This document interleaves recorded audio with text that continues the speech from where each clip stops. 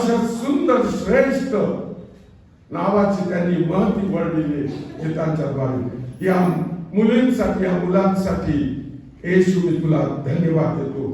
संदीप आणि विकी यांच्यासाठी तुझे आभार मानतो, जे या ठिकाणी 2-2, 3-3 तास प्रॅक्टिस करतात, आपला अमूल्य वेळ खर्च करतात. येशू तू त्यांना त्यांचं कल्याण केल्याशिवाय राहणार नाही. आणि म्हणून जे तुझ्या मंडळीसाठी करतात, थोडं काही जरी केलं तरी तू कोणाचा ऋणी राहत नाहीस.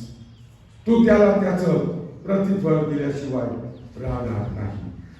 आज आलेल्या सर्व प्रियजनांसाठी पुन्हा एकदा मी तुझे आभार मानतो. जे येण्याच्या मार्गात आहेत त्यांच्यासाठी तुला धन्यवाद देतो.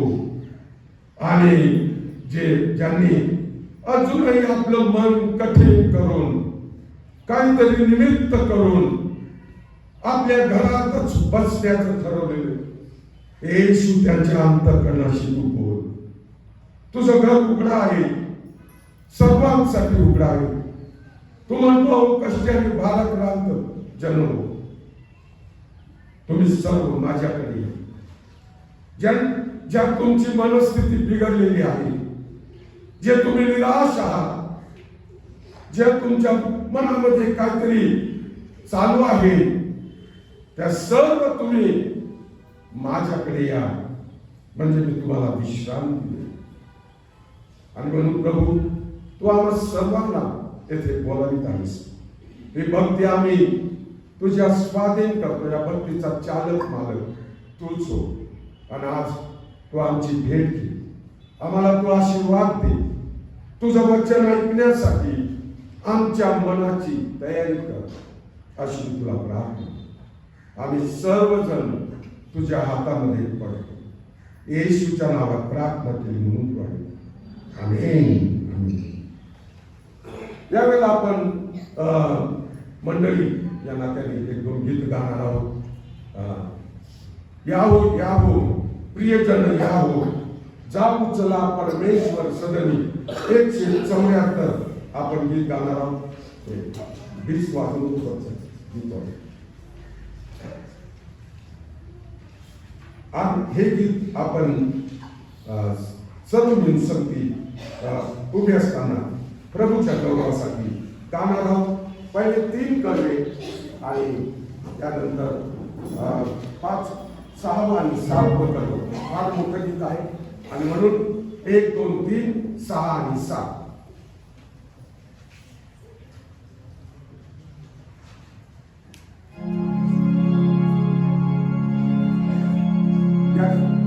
पुस्तिकेमध्ये विजय संगीतमध्ये 74 गीत आहे.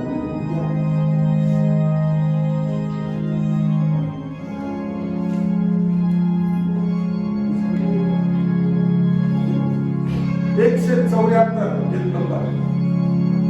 याहो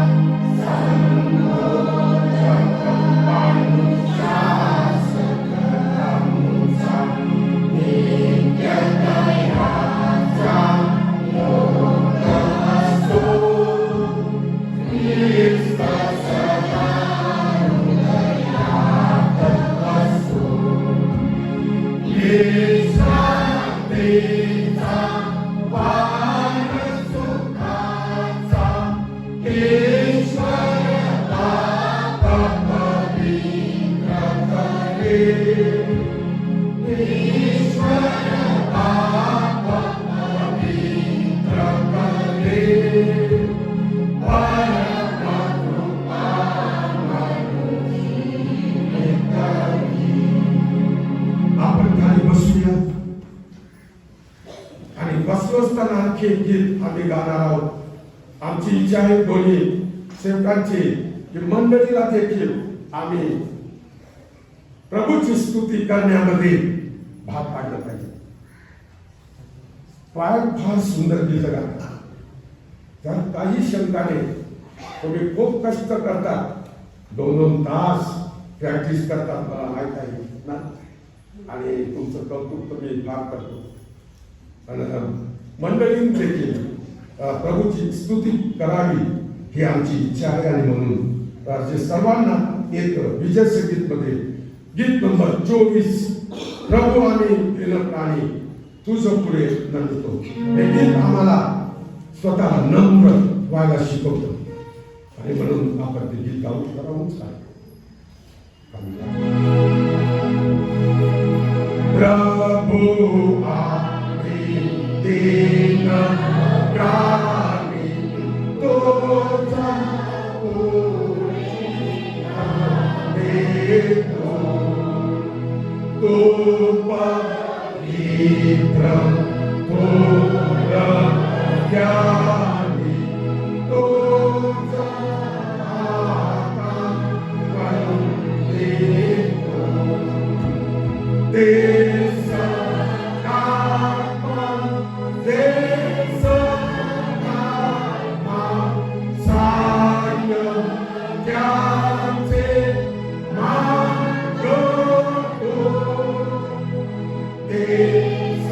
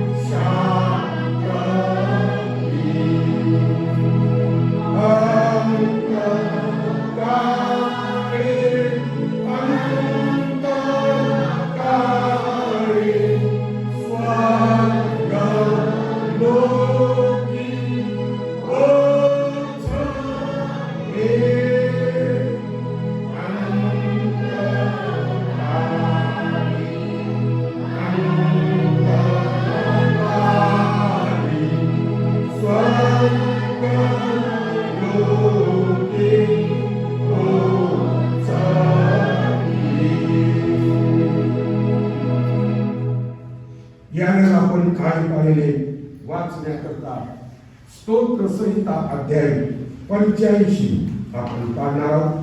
स्तोत्र संहिता अध्याय 85 आणि स्तोत्र वाचन झाल्यानंतर आम्ही प्रेषितांचा विश्वास मतांगीकार देखील उभे असतानाच बोलणार आहोत. आणि म्हणून आपण सर्वजण उभं राहूया. देवाच्या वचनाचा मान.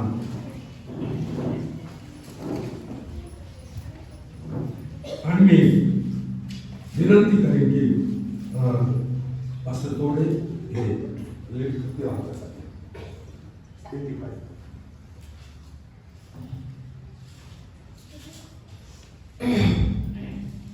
आजच्या आळीपाळीच्या वाचनासाठी जे स्तोत्र निवडण्यात आलेलं आहे ते स्तोत्र 85 ते आपण आळीपाळीने वाचणार आहोत. आणि शेवटचं वचन आपण सर्व मिळून सोबत वाचूया. देवाने इस्रायलावर दया करावी म्हणून प्रार्थना. हे परमेश्वरा, तू आपल्या देशावर प्रसन्न झाला आहेस. तू याकोबाला बंदिवासातून परत आणले आहे.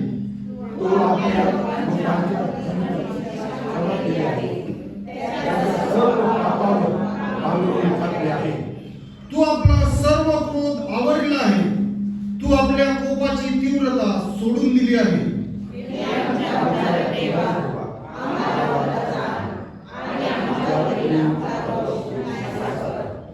तू आमच्या जवळ सर्व काळ कोपलेला राहणार काय?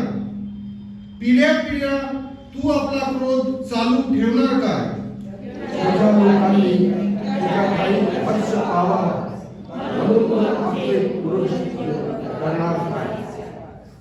हे परमेश्वरा, तुझ्या दयेचा आम्हाला अनुभव येऊ दे व तू सिद्ध केलेले तारण आम्हाला दे. परमेश्वर देव जे काही बोले ते ऐकून घेईल.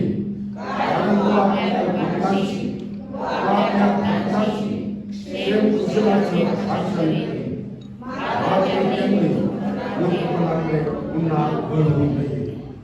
खरोखर त्याचे भय घराण्यांना तसे सिद्ध केलेले तारण समीप असते, यासाठी की आमच्या देशात वैभव नांदावे. दया व सत्य व शांती पृथ्वीतून सत्य बाहेर पडत आहे. स्वर्गातून नीतिमत्व अवलोकन करीत आहे.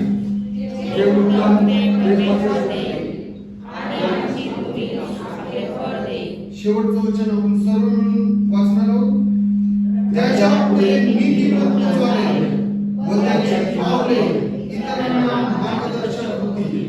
देवबाप करून वाचलेली सर्व वचने आपल्या सर्वांसाठी आशीर्वादाची आणि लाभाची अशी. प्रेषितांचा विश्वास मतांगीकार आपण सर्व मिळून बोलूया.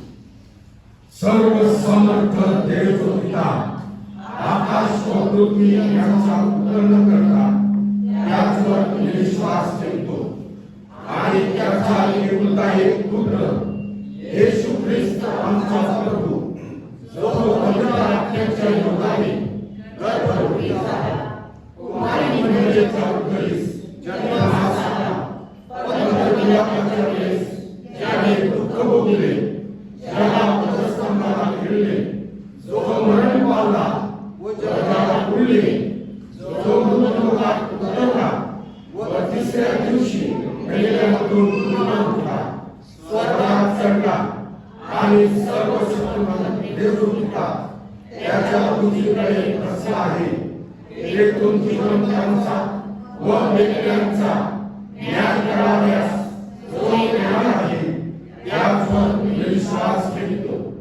पवित्र आत्मा, पवित्र सार्वत्रिक मंडळी, पवित्र पित्यांचा सहभागीपणा, पापांची क्षमा, देवाचे पुनरुत्थान आणि सार्वकालिक जीवन याविषयी विश्वास ठेवतो. आमेन. आपण बसूया.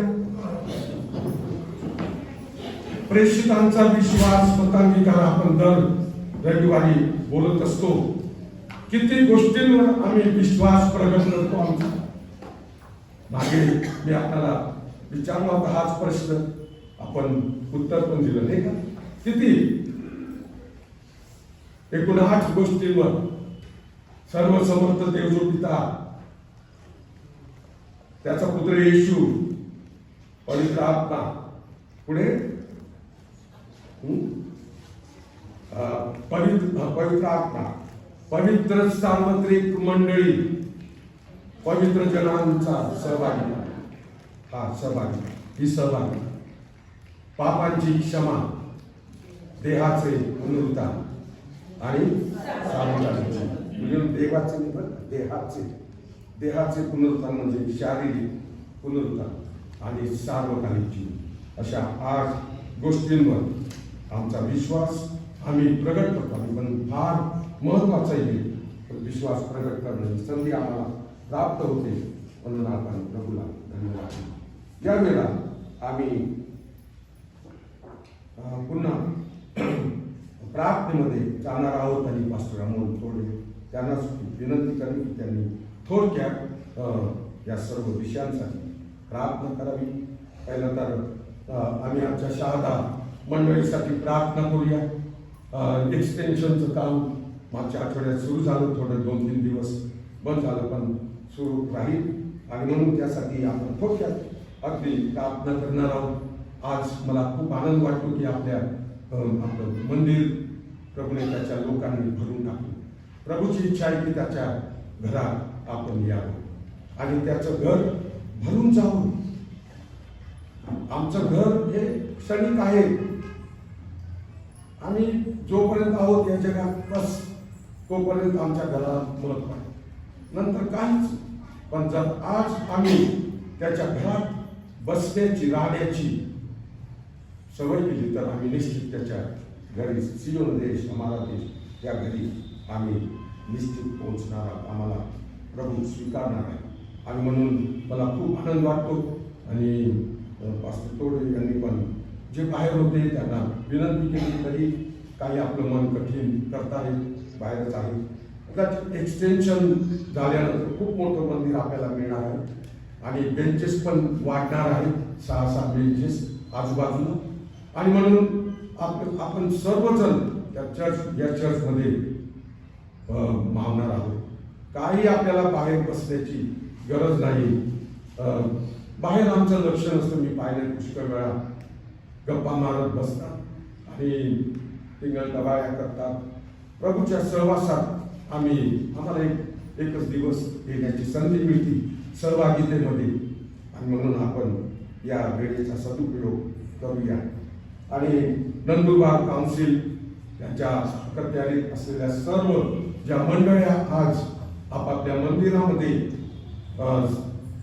भक्ती करत आहेत परमेश्वराची, त्या सर्वांसाठी, आणि जे सेवक वर्ग आज देवाच्या वचनाची सेवा करतील त्या सर्वांसाठी थोडक्यात आपण प्रार्थना करूया. आपल्या काउन्सिलचे अध्यक्ष आणि सर्व एक्झिक्युटिव्ह सभासद, त्याचप्रमाणे मिशन चेअरमन आणि सर्व ट्रस्टी यांच्यासाठी आपण प्रभूला धन्यवाद देऊ, त्यांच्यासाठी प्रार्थना करू. त्याचप्रमाणे आपण आपल्या देशासाठी थोडक्यात, जास्त आपण डिटेलमध्ये जाणार नाही, पण आमच्या देशाचे राष्ट्रपती, पंतप्रधान, त्यांचं केंद्रीय मंत्रिमंडळ या देशाला ते चालवित आहे, त्यांच्यासाठी आम्ही प्रार्थना करणार आहोत. मग या आठवड्यात ज्यांचे वाढदिवस आहेत, फक्त त्या सर्वांसाठी मी त्यांचे नाव देतो. आपल्याला त्यांच्यासाठी आम्ही प्रार्थना करणार आहोत. ते पहिले आहे निलेश प्रेमानंद पवार, धुळ्याला असतात, पण त्या तरुणासाठी आम्ही प्रभूला धन्यवाद देऊया. त्याचा वाढदिवस 22 तारखेला आहे. 23 तारखेला हर्षदा आशिष आहे, सलोत्रा, ते हरियाणामध्ये सेवा करते. मला फार आवडतं त्यांची सेवा, त्यांचे संदेश मला फार आवडतात. मी त्यांना अनेक वेळा संधी पण दिली आणि त्यांच्या खूप सभा चालू आहेत, मी ऐकलं. हे हर्षदा आपल्या मंडळीची आहे आणि म्हणून तिच्यासाठी आणि पास्टर आशिष यांच्यासाठी आम्ही प्रार्थना करणार आहोत.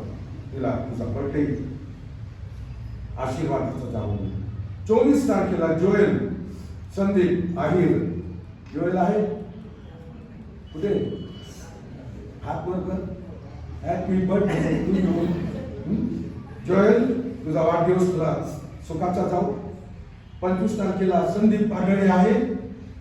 संदीप पाडळे त्यांची मुलगी आहे. तुला तुझ्या पप्पाचा वाढदिवस सुखाचा जाऊ. हा सांगू दे तुझ्या पप्पाला. संदीप पाडळे त्यांचा वाढदिवस आहे. आणि 26 तारखेला रविकांत नाईक यांचा वाढदिवस आहे. रविकांत, तुम्हाला तुमचा वाढदिवस सुखाचा जाऊ.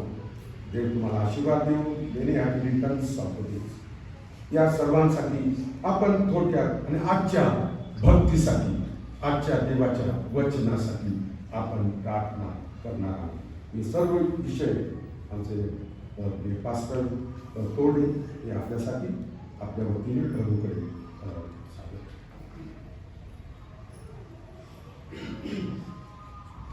पुन्हा एकदा आपण मध्यस्थीच्या प्रार्थनेमध्ये जाणार आहोत. ज्या कार्यासाठी देवाने आपली निवड केलेली आहे, प्रेषितीय राष्ट्र म्हणून आपल्याला देवाने संबोधलेलं आहे. आणि देवाची इच्छा आहे की आपण आपल्याच नव्हे तर जगाच्या व इतरांच्या गरजेसाठी आपण देवासमोर प्रार्थना करायला पाहिजे. आपण प्रार्थनेमध्ये जाणार आहोत. त्याआधी एक छोटस सांगावंसं वाटतं. येशू ख्रिस्त आणि त्याचे शिष्य बहुतेक तो गालिल प्रांत आहे आणि तिथं असताना त्यावेळेला एक भूतग्रस्त मुलगा त्यांच्या समोर आणला गेला आणि त्या शिष्यांनी खूप प्रयत्न केले, पण त्याच्यात तो भूत काही निघाला. आणि मग शिष्यांनी त्या लेकराला देवाकडे आणलं आणि येशू ख्रिस्ताने ते भूत काढलं. आणि मग येशू ख्रिस्ताने म्हटलं की असले जे त्याच्यासाठी आधी उपास आणि प्रार्थनेची गरज. ज्या वेळेला प्रार्थना सुरू होते त्यावेळेला भूत निघून जातात. मध्यस्थीची प्रार्थना सुरू झाली की बरेच लेकरं निघून जातात, है ना. मध्यस्थीची प्रार्थना सुरू झाली की तो एक सेट पॅटर्न आहे की प्रार्थना सुरू झाली की लेकरं उठून पळून जातात.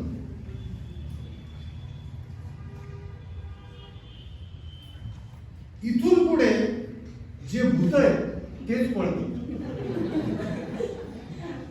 प्रार्थना सुरू झाल्यावर जो बसलेला राहील तो देवाचा लेकर आणि जो पळून जाईल तो भूत आहे समजायचं. कारण जेव्हा प्रार्थना सुरू होते तेव्हा सैतान अस्वस्थ होतो.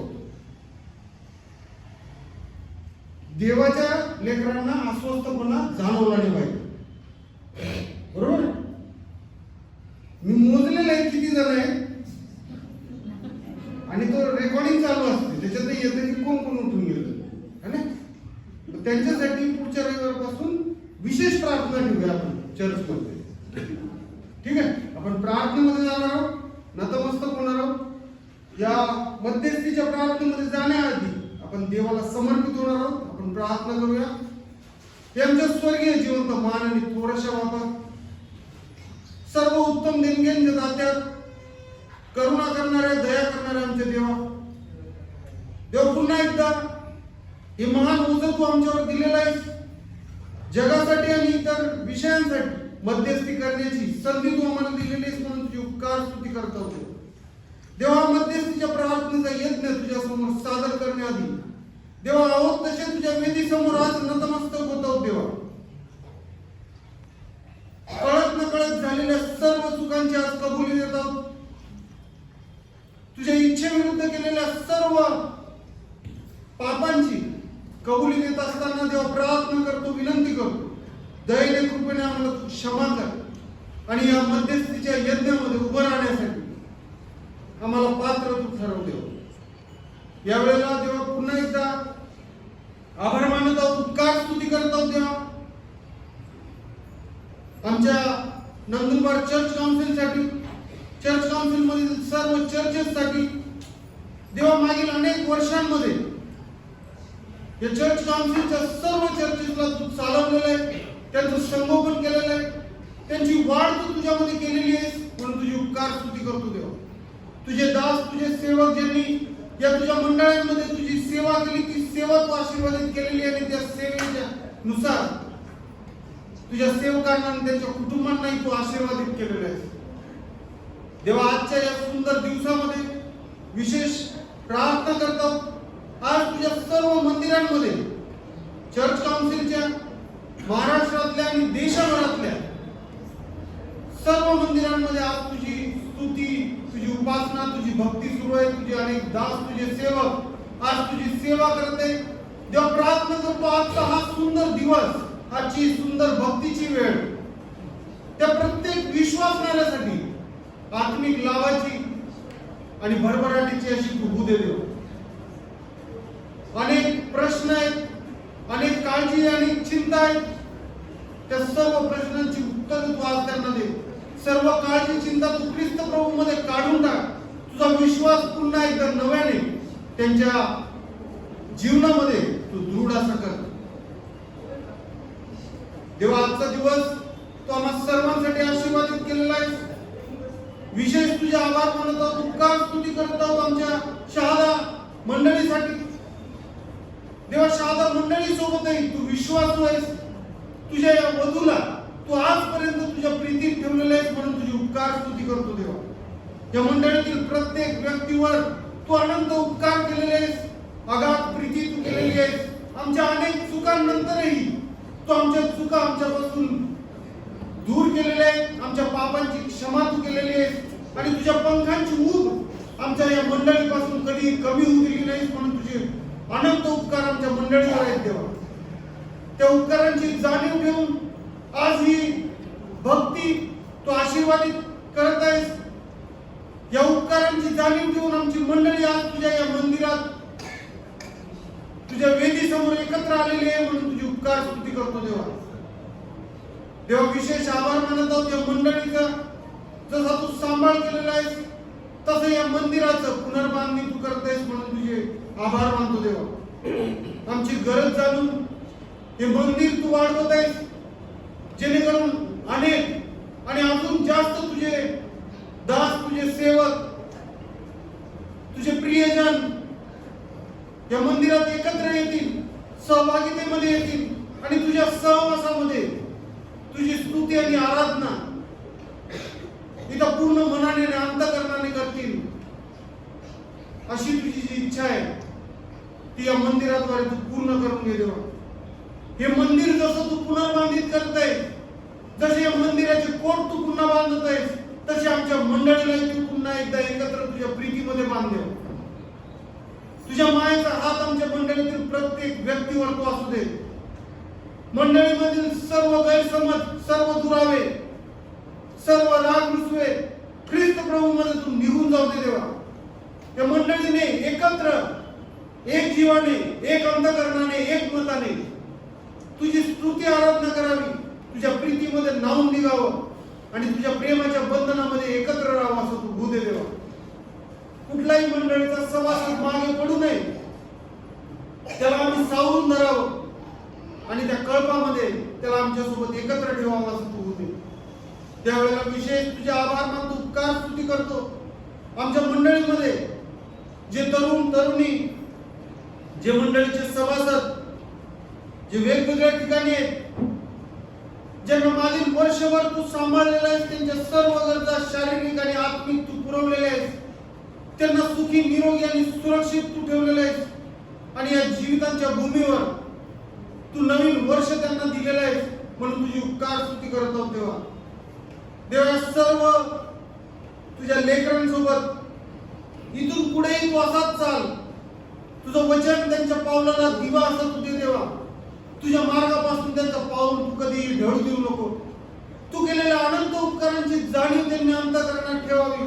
मागील वर्षभरात जसा तू त्यांच्यासोबत विश्वासू होता, तसा त्यांनी आता तुझ्यासोबत विश्वासू राहण्याचा निर्धार करावा. नवीन वर्षामध्ये नवीन जीवनाची सुरुवात करावी. अजून जास्त समर्पणाने त्यांनी तुझ्यामध्ये वाढावं आणि त्यांच्या आयुष्याद्वारे तुझ्या आणि तुझ्याच नावाचा गौरव व्हावा असं तू उदय देवा. पुन्हा एकदा एकदा या सर्व तुझ्या लेकरांना तुझ्या हातात समर्पित करतो. हो दे देवा, त्यांच्या आयुष्याद्वारे तुझ्या नावाचा जय जयकार तू करून घे. देवा, आजच्या या सुदिनासाठी तुझे पुन्हा एकदा आभार मानतो, उपकार स्तुती करतो. देवा, विशेष प्रार्थना करतो, विनंती करतो.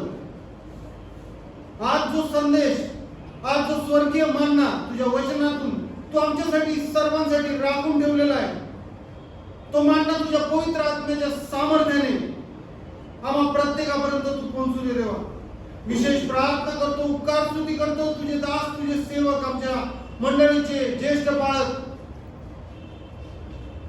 आनंद पटेल यांच्यासाठी देवा, आजपर्यंत अनेक वर्ष त्यांची सेवा तू आशीर्वादित केलेली आहेस.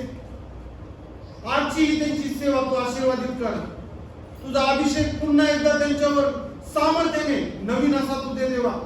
तुझं वचन त्यांच्यापर्यंत सामर्थ्याने येऊ दे आणि त्यांच्याद्वारे आमच्या प्रत्येकाच्या अंतःकरणापर्यंत ते भिडू दे देवा. आजची वेळ आम्हा सर्वांसाठी आत्मिक लाभाची अशी तू घडू दे.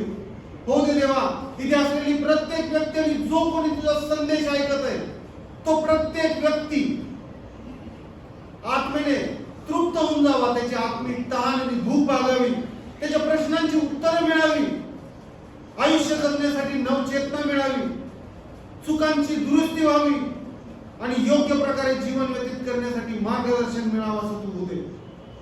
हो दे देवा, आजच्या वेळेद्वारे तुझ्या आणि तुझ्याच नावाचा गौरव तू करून घे. आम्ही आहोत तसे तुझ्या हातात समर्पित होत आहोत. ही वेळ तुझ्या हातात समर्पित करत आहोत. प्रार्थना विनंती येशू ख्रिस्त आमचा प्रभू याच्या नावात मागतो, म्हणून तू ऐक. आमेन.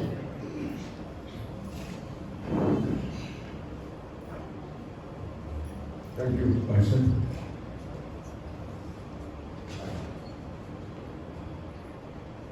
यावेळेला काही सूचना आहेत किंवा अनाउन्समेंट्स आहेत. बाप्तिस्माचा वर्ग सुरू झालेला आहे. मी देवाची स्तुती करतो की काल 4 मुली आलेल्या होत्या आणि बाळासाहेब तो वर्ग घेणार आहेत. खूप चांगलं तुम्हाला मार्गदर्शन शिकायला मिळणार आहे. ख्रिस्ती आई बापांना आपल्या मला सांगावंसं वाटतं, आपल्या मुलांना आणि मुलींना या बाप्तिस्माच्या वर्गासाठी पाठवा. मी एका मुलीच्या घरी गेलो का आणि त्यांना विनंती केली, या शनिवारी येणार नाही. ख्रिस्ती आई बापांनो, आपलं कर्तव्य आहे. जसं लहान बाळाला आपण प्रभूच्या हातात अर्पण करण्यासाठी आणतो, त्याप्रमाणे आपल्या मुलाचा किंवा आपल्या मुलीचा बाप्तिस्मा झाला आहे किंवा नाही याची जबाबदारी आई बापांनो आपल्यावर आहे. त्यांच्या शिक्षणाची जबाबदारी आपल्यावर आहे आणि म्हणून आपण जरूर शनिवारी 4 वाजेला 1 तास आपल्याला शिक्षण मिळणार आहे आणि म्हणून मोठ्या संख्येने पुष्कळ आहे माझ्या मते बाप्तिस्मा घेण्यासाठी आपण ही संधी साधून घेऊया आणि बाप्तिस्माच्या वर्गाला आपल्या मुलांना मुलींना पाठवा ही विनंती आहे. आपल्या चर्चचं एक्सटेन्शन चं काम चालू झालेलं आहे. रिनोव्हेशन म्हणतो आपण त्याला, आणि त्यासाठी पैशांची फार गरज आहे. आम्हाला पण आपल्या मंडळीलाही 5 लाख रुपये उभारायचे आहे. तरी मी आपल्याला नम्र विनंती करेन की आपण आपल्या शक्तीप्रमाणे जशी आपल्याला प्रेरणा मिळेल. मी खूप अनुभव घेतला आपल्या मंडळीचा. जेव्हा आम्ही आव्हान केलं, आपण मोठ्या संख्येने चांगला प्रतिसाद दिला आणि 1 वर्षी आपल्या आमसंध्येच्या दिवशी जेव्हा आपण आपल्या चर्चचा वर्धापन दिन पाळतो, मी 1 वर्षी आपल्याला विनंती केली होती, भांडे वगैरे सर्व पायऱ्या भरून गेल्या होत्या. इतकी शामूपासून सर्व काही ना काही वेगवेगळ्या प्रकारचे भांडे आणि वस्तू आपण घेऊन आला.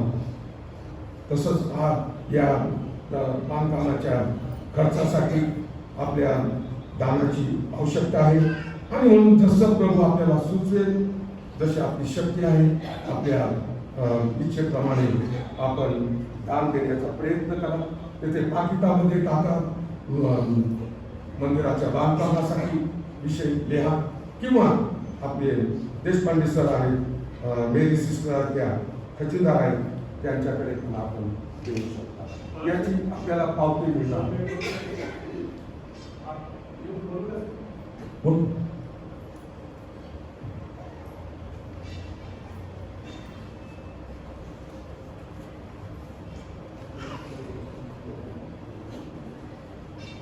सर्वांना सलाम.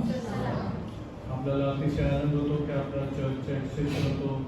आपण सर्व प्रार्थनेमध्ये होतो आणि देव नक्कीच जी प्रार्थना आपण योग्य चांगल्या स्थिती ऐकतो आणि त्याचे ऐकलेलं आहे त्याबद्दल देवाचे कृतज्ञता मी धन्यवाद देतो. मॅनेजमेंटचे जे संबंधित व्यक्ती यासाठी हातभार लावणार त्यांचे देखील. आपला मागील अनुभव आहे की आपण नेहमी सिस्टर सोडवायची. आपला दरवर्षी काही ना काही नाताळच्या वेळेस किंवा याच्यासाठी जेवणासाठी काही ना काही मदत करत असते.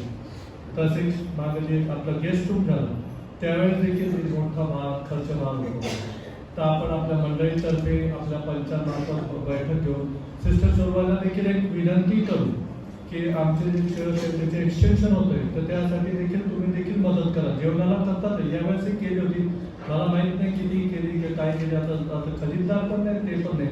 ज्या जेवणाच्या खर्चातून काही पैसे उरले असतील ते करू. आपले चर्चच्या मंडळीचे FD मध्ये पैसे आहेत ते आपण करू. नियर अबाउट 95 मॅडम किती आपल्या FD मध्ये काय 5 मध्ये ठराव केला होता की FD आपली चर्चचे पैशाचा 3 लाख रुपये आपले ते आपण जमा करू. 5 लाखाचे म्हणजे सर्व भार आपल्याला उचलायचा नाही. आपले लोक किती काही कोणी मोलमजुरी करतात कोणी काही ठिकाणी असतात त्यांच्या दशांश देतो. करोनाचा प्रादुर्भाव होता. इंग्लिश मीडियम आहे आपलं हॉस्टेल आहे त्यांच्या काही खर्चामध्ये तर आपण पूर्ण 5 लाख नाही उचलणार किंवा आपण जास्तीत जास्त करणार. जे सक्षम आहे ते करतीलच. परंतु 3 लाख 3.5 लाख आपल्या मंडळीचे राहतील. जेवणाचा पैसा किती आला काय आला ते आता मलाही माहिती नाही कोणाला माहिती. जे उरला असेल त्याच्यातून देऊ आणि उर्वरित जी आपली शेवटी कमी कमी 15 किंवा 10% येतील. 13 आपल्याला हातभार लावायचा आणि जास्त दिलं तर अतिशय उत्तम. तर हीच विनंती आहे जास्तीत जास्त लोकांनी याच्या अर्थ नाही की आपण काहीच नाही. आपणही देऊ आपल्या ऐपतीप्रमाणे आपल्या जे काय वाटत असेल मनामध्ये देव नक्की त्या गोष्टीसाठी उत्तेजन. थँक्यू.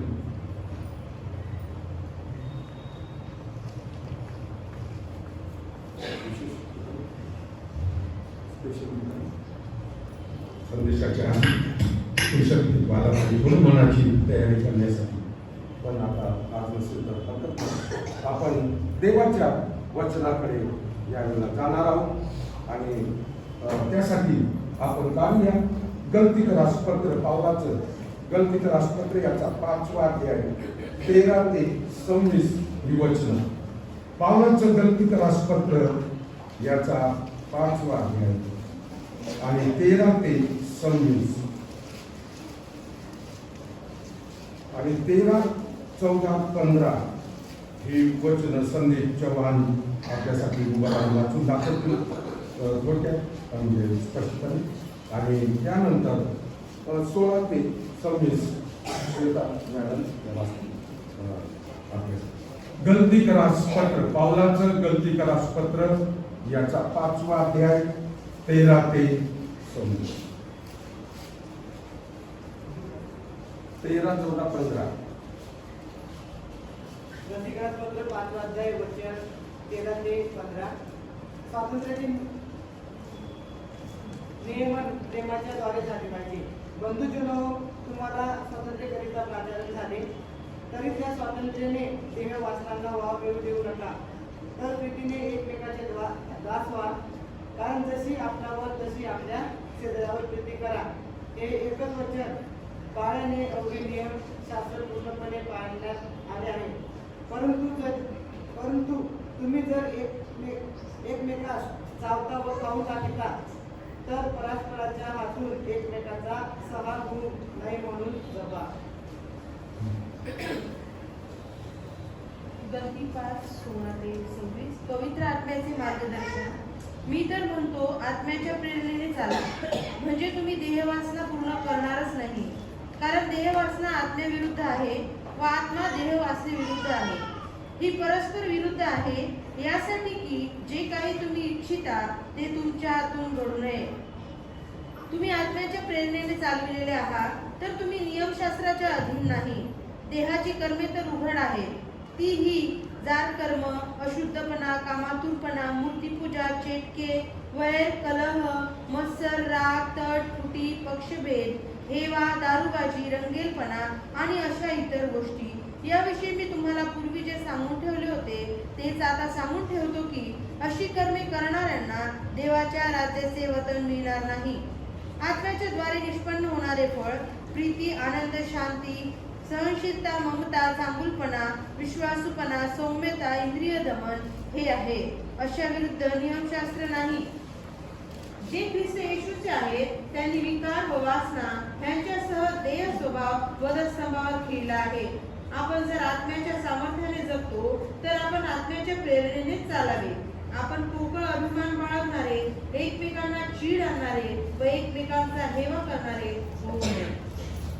देवबाग त्याचं वाचलेलं वचन आमच्या मननासाठी आपल्याकरता आशीर्वादित करो. या शास्त्र पाठाकडे आपण थोडक्यात लक्ष देणार आहोत, पण त्याचं हेडिंग किंवा त्याचा विषय मी ठरवलाय की सहनशीलपणा. फार कठीण विषय आहे.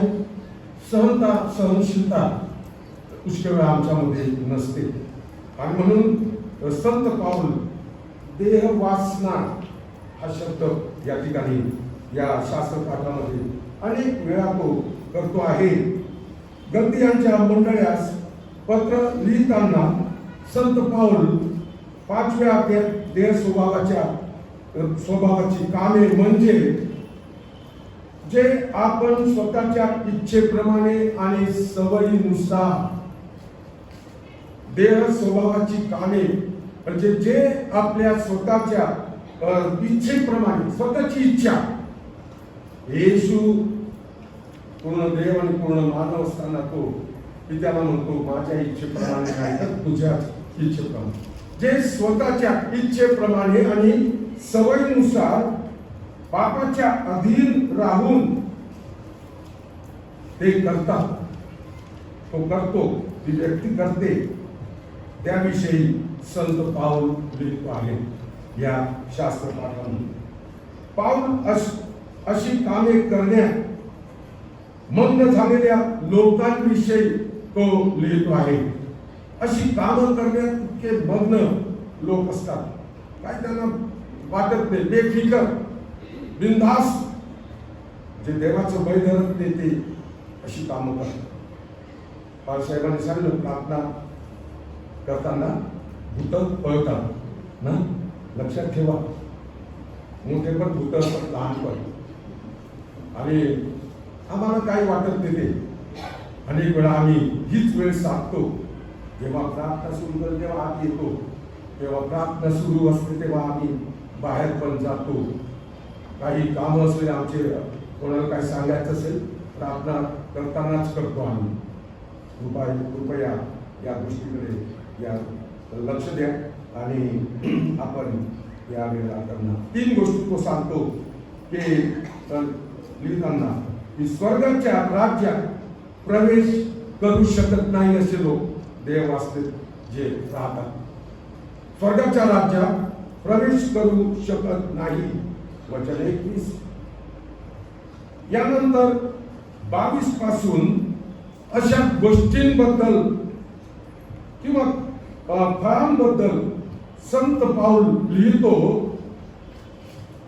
ज्यामुळे दुसरी गोष्ट व्यक्ती पवित्र आत्म्याने भरलेली आहे किंवा नाही, पवित्र आत्म्याद्वारे आपले जीवन जगत आहे किंवा नाही याची ओळख होते.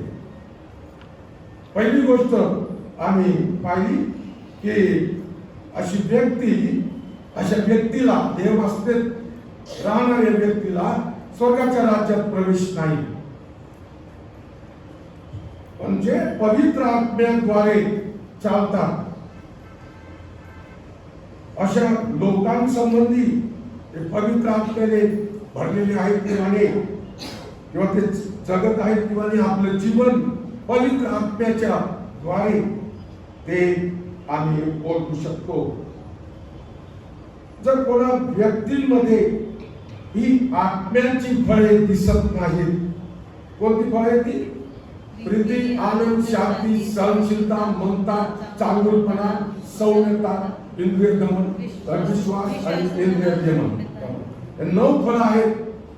या फळांपैकी कदाचित सर्वचे सर्व आम्ही आमच्या मधून दिसणार पण नाही एकाच वेळेला, एका वेळेला एक फळ, पण आमच्या जीवनातून कोणाला तरी या पवित्र आत्म्याची जी फळं आहेत त्या ती फळं दिसली पाहिजे. आणि जर कोणा व्यक्तीमध्ये ही आत्म्याची फळं दिसत नाही तर त्याचा पश्चाताप व कारण याविषयी संशय येऊ शकतो आम्हाला. ही तिसरी गोष्ट आहे. त्याचं खरंच कारण झालंय किंवा नाही, त्याने खरोखर पश्चाताप केला आहे किंवा नाही, या संबंधी आमच्या मनात त्या व्यक्तीबद्दल शंका येऊ शकते. आणि म्हणून या 3 गोष्टीकडे आपण हे वचन ऐकत असताना आपण स्वतःचं परीक्षण केले, लक्ष दिले. आत्म्याच्या या फळांमधील एक फळ आहे सहनशीलता. 4थं फळ प्रीती, आनंद, शांती, सहनशीलता. आणि म्हणून तो विषय मी निवडला. त्याला धीर, धैर्य असं पण आम्ही बोलू शकतो किंवा क्षमा हा शब्द देखील वापरू शकतो. पहिले करील 13:4 प्रीती अत्यंत सहनशील आहे. ख्रिस्ताची जर प्रीती आमच्यामध्ये आहे, असलेली चित्तवृत्ती ख्रिस्त येशूच्या ठाई होती, ती तुम्हामध्येही असो.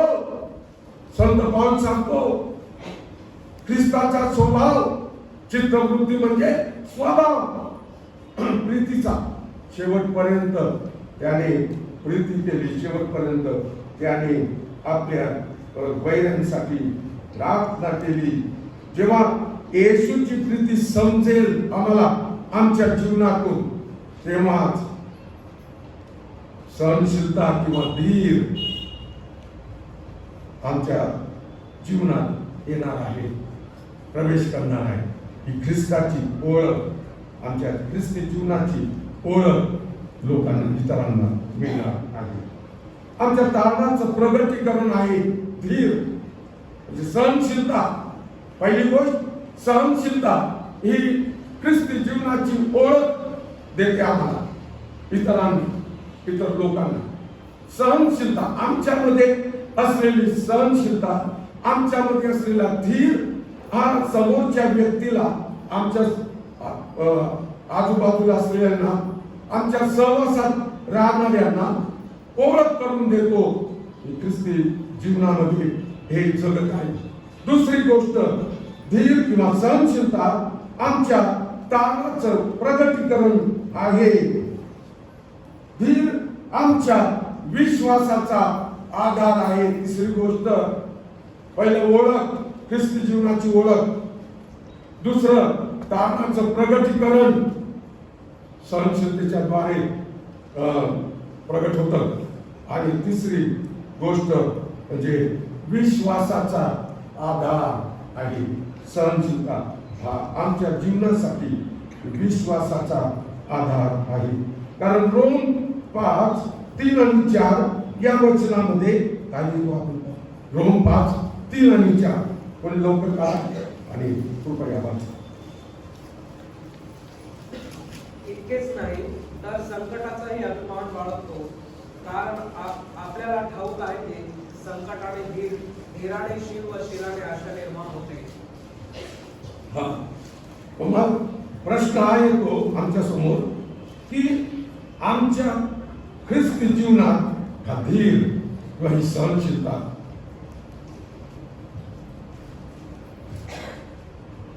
करायला पाहिजे आम्ही,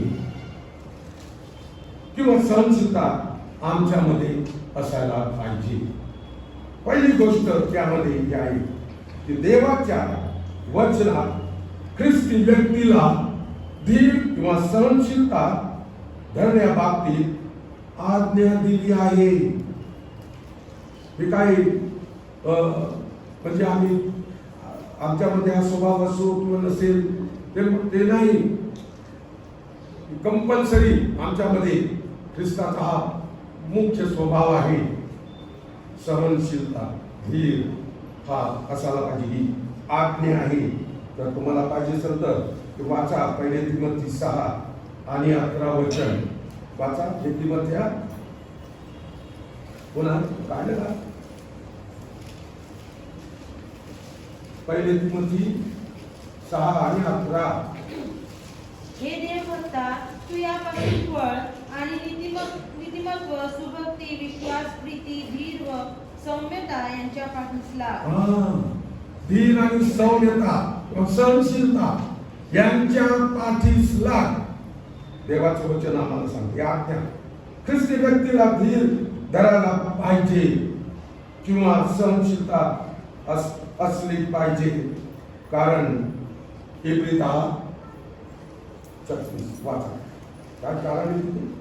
इब्री 10:36. का आम्ही धीर धरायला पाहिजे किंवा आमच्यामध्ये का सहनशीलता असली पाहिजे? त्याचं उत्तर इब्री 10:36. तुम्ही देवाच्या इच्छेप्रमाणे वागून वचनानुसार फलप्राप्ती करून घ्यावी म्हणून तुम्हाला सहनशक्तीचे अगत्य आहे. म्हणून तुम्हाला देवाच्या इच्छेप्रमाणे वागून, आमच्या इच्छेप्रमाणे नाही, आम्हाला या ख्रिस्ती जीवनामध्ये ख्रिस्ताच्या इच्छेप्रमाणे वागावं लागणार आहे. दुसरी गोष्ट तो काय सांगतो? वागून वचनानुसार फल प्राप्ती आम्ही करून घ्यावी. हे जे फळ आहे वचनानुसार फळ मिळून घ्यावी. म्हणून तुम्हाला सहनशक्तीचे अगत्य आहे. सहनशक्तीची आवश्यकता आहे, गरज आहे. जर तुम्हाला तुमच्या आणि माझ्या जीवनामध्ये धीर धरावासा आपण वाटतोय किंवा सहनशीलता आपल्यामध्ये असायला पाहिजे असं वाटतं, तर देवाचं वचन इब्री 10:36 मध्ये सांगतं की याचं अगत्य आहे की तुम्ही धीर धरावा. देवाने अभिवचनाप्रमाणे, देवाने दिलेल्या अभिवचनाप्रमाणे देवाने तुमच्यासाठी सर्व काही करावे. म्हणून देवाच्या इच्छेप्रमाणे तुम्ही धीराने करीत राहण्याची गरज आहे. जी देवाची इच्छा आहे, खूप घाई करण्याची गरज नाही आणि ताबडतोब हे होणार पण नाही. आम्हाला धीराने त्याची इच्छा आमच्या जीवनात पूर्ण करावी लागणार आहे. त्याचं वचन आहे 1 पेत्र 2:20 मध्ये संत पेत्रस लिहितो की तुम्ही एखादी योग्य गोष्ट केली त्याबद्दल तुम्हाला दुःख सोसावे लागते. येणाऱ्या बुक्क्या तुम्ही धीराने सहन केल्या, त्यामुळे देवाला फार मोठा संतोष होतो. आणि म्हणून आम्हाला एकदम हा स्वभाव सहनशीलतेचा किंवा धीर धरण्याचा स्वभाव एकदम आमच्यामध्ये येणार नाही. तो धीरानेच येणार. हळूहळू आम्हाला तो स्वभाव आमच्यामध्ये करू टाकणार आहे. आणि म्हणून आपण ही सहनशीलता आपण प्रभूमध्ये मिळवण्याचा प्रयत्न करूया. नीतिसूत्र 16:32 मध्ये शलोमोन राजा लिहितो, प्रसिद्धी मिळविण्यापेक्षा शांत स्वभावी असणे बरे. प्रसिद्धी मिळविण्यापेक्षा शांत स्वभावी असणं बरं. सैतानावर ताबा ठेवण्यापेक्षा, सैतानावर पुढे तो म्हणतो सैन्यावर ताबा ठेवण्यापेक्षा स्वतःवर ताबा ठेवला पाहिजे. स्वतः किती सुंदर वचन आहे ते आम्हाला बोलतात. प्रसिद्धी मिळविण्यापेक्षा आम्ही शांत स्वभावी असणं बरं आहे. शांत स्वभाव. सैन्यावर ताबा मिळवण्यापेक्षा आम्ही स्वतःवर ताबा मिळवून घेऊ. याद्वारेच आम्ही सहनशीलता शिकणार आहोत. धीराने राहण्यासाठी किंवा सहनशीलतेने वागण्यासाठी आम्ही शिकणार आहोत. सहनशील असणं हे यासाठी आवश्यक आहे. या 9 फळांपैकी एक फळ आहे, ही खरी गोष्ट आहे. पण फिलिप्पी 3:15 आपण पाहू.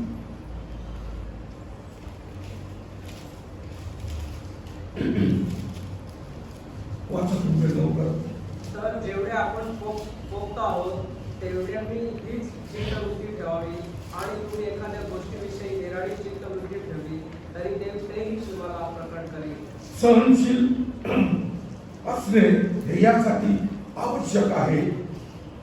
याद्वारे परमेश्वराची इच्छा समजण्यास आणि सुवार्तेचे ज्ञान प्रगट होण्यास मदत होते. आपण मनापासून ऐकत असाल तर खूप काही शिकायला मिळेल आपल्याला सहनशीलतेला.